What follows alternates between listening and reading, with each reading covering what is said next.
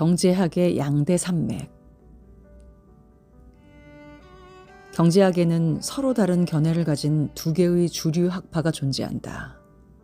즉, 정부의 개입은 시장의 왜곡을 가져오므로 최소한의 개입을 해야 한다는 고전 학파와 시장은 불완전하므로 정부가 적절히 개입해야 한다는 케인스 학파이다. 산업혁명을 통해 경제가 호황일 때 등장한 고전 학파의 시조는 1776년에 출간된 애덤 스미스의 국부론이다. 그는 각 개인이 자신의 이익을 극대화하기 위해 노력한다면 보이지 않는 손인 가격에 의해 자원이 가장 효율적으로 배분될 것이라고 주장했다.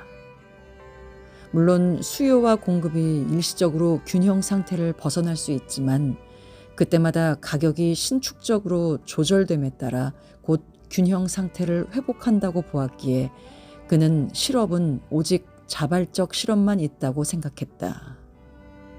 다시 말해 노동의 수요와 공급에 의해 임금이 신축적으로 조정되기 때문에 실업이 발생하지 않는다고 보았다. 고전학파에게 중요한 전제 중 하나는 공급이 스스로 수요를 창출한다라는 세이의 법칙이다. 그들은 공급이 있으면 이에 상응하는 수요도 뒤따른다고 보았기 때문에 공급을 중시했다. 이처럼 시장을 신뢰했던 고전학파는 정부는 국방과 치안 등 최소한의 역할에만 머물러야 한다고 주장했고 작은 정부를 지향했다.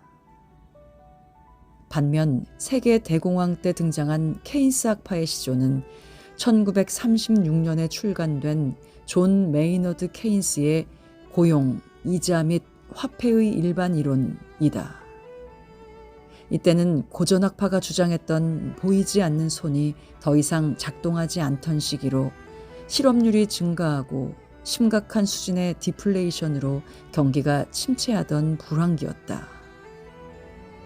이는 임금과 물가는 경직적이기 때문에 일단 균형 상태를 벗어나게 되면 다시 균형을 회복하기까지 오랜 시간이 필요하다고 보았다. 그렇기 때문에 시장이 다시 균형을 회복할 때까지 손 놓고 기다릴 것이 아니라 정부가 적극적으로 나서서 이를 해결해야 한다고 주장했다.